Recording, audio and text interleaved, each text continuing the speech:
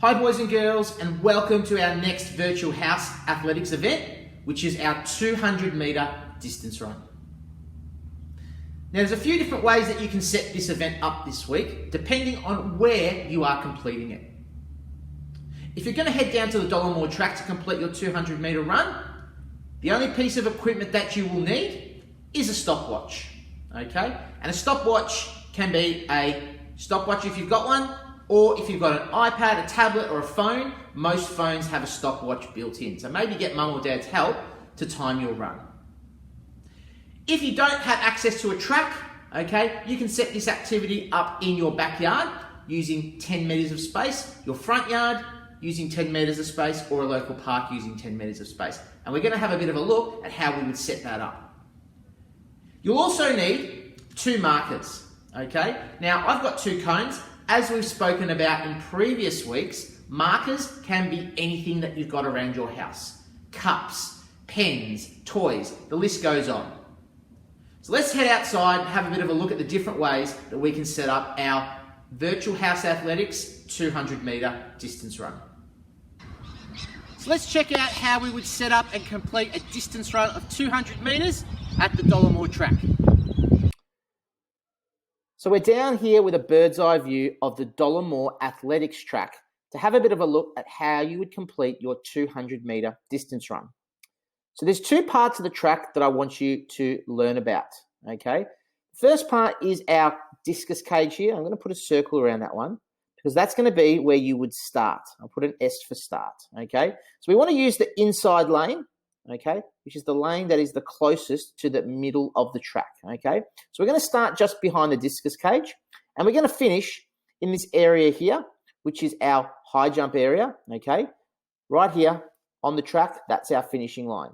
So if we run, F for finish, if we run from the start to the finish, okay, that would be 200 metres. So make sure you get somebody to time you, okay, so that you can see how you go.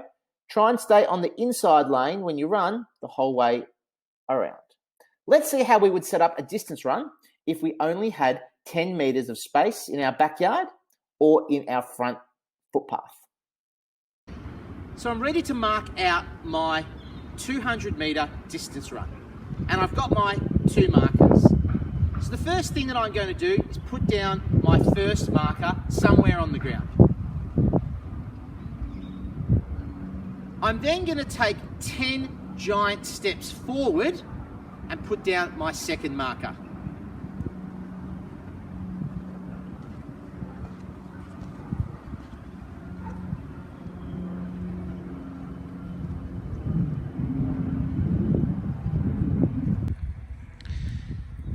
Another way to measure out your 10 metres is by using your footpath at the front of your house. To measure out 10 metres, put your first cone down at the start of 1 footpath panel. A little trick is to count forward 6.5 footpath panel lengths. So let's do it together. Here's 1, here's 2, here's 3, here's 4, here's 5, here's 6, and we want to go halfway into the 7th one, put down our marker. There it is there. So if I look back down here, I've now got a 10 metre track. I'm ready to start my distance run. Now, if I start at this first cone and run up to the cone and back, that counts as 1 lap. If I do this 10 times, I have run 200 metres. So it's really important you count your laps as you go along. To get 4 points today, you need to complete your distance run in less than 45 seconds. A good way to manage your energy and make sure that you don't get too tired as you go along is to start off slow. You should be running your fastest in the last 2 laps. I'm ready to get started. Let's see how I go.